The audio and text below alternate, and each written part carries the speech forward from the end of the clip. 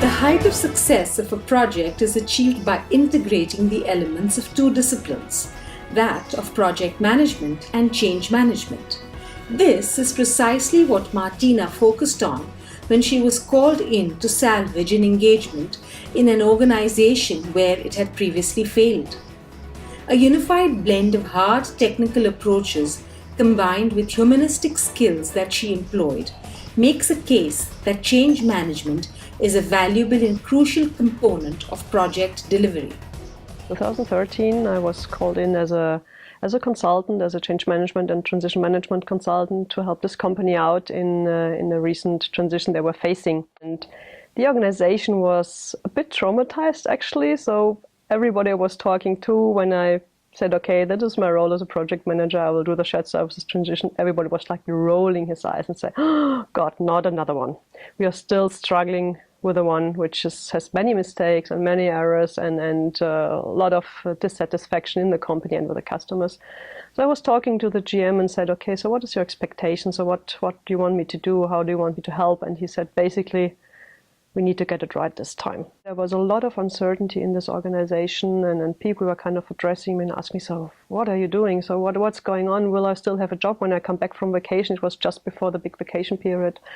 And the only communication which has gone out was basically through the Workers' Council telling, okay, it's ongoing, but we are still discussing. So a lot of uncertainty, people really, I mean, they were beyond a stage of resistance even. So they just, kind of in their inner lives had already resigned. They were just waiting, okay, is it hitting me or is it my colleague or are we going both? I interviewed quite of some of the leaders I had to closely work with. They were in a kind of a denial stage. So Workers' Council is taking care of it. So I don't have to do anything about. So they will let the employees know and then we take it from there. Then interview another person and then he said, okay, just bring it back to daily business. We are so fed up with all these changes going on. So you just get this one done and then let's focus on the daily stuff again. In transitions, we always underestimate how important it is to provide certainty to the people affected. So the people who are going through the change, but also to those who need to run the change. Not everybody who's been described as a change leader, or who has got the role in the organization to make a transition happen, has the skills, has the knowledge, and has dealt with his own emotional journey in making it happen. Yeah. So I was starting to work on setting the project up and bringing the right people into their roles. It's not always the person who is in the hierarchical level and you nominate that person who can best lead a transition, but it's probably a person 1 or 2 levels below who is really able to drive that and who has kind of the vision and the commitment to really bring change about. The next thing which I think was really important, and I think that as we are working more and more on a global level, you have something coming from global or from a higher level, and it's then just ramped into local organizations without really looking at cultural issues, without really looking at the capacity for change in that local organizations. In today's global and matrixed environments, having somebody in the organization to manage that capacity of all your organization units is a key success factor in driving change and in driving transitions. The benefit from somebody helping to, or who is focused on a transition program really, is also establishing the link between a local organization and a global or a corporate headquarter, and really trying to ensure that the capacity for change and the requirements or the needs which you have to address and the resources which you need to make change happen are there. If you really want to make change happen, you need to get your people involved. And that takes time, that takes effort. It's not easy because you need to discuss with these people. They have their opinions, they have good ideas. You need to listen them out. and you need to somehow incorporate whatever their objections are into your strategy.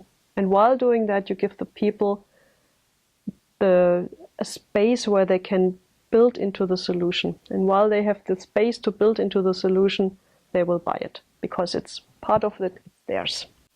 You only are able to change if you're allowed to try out and make mistakes. And it's while trying out that you figure out, okay, doesn't look too bad. I can actually do this.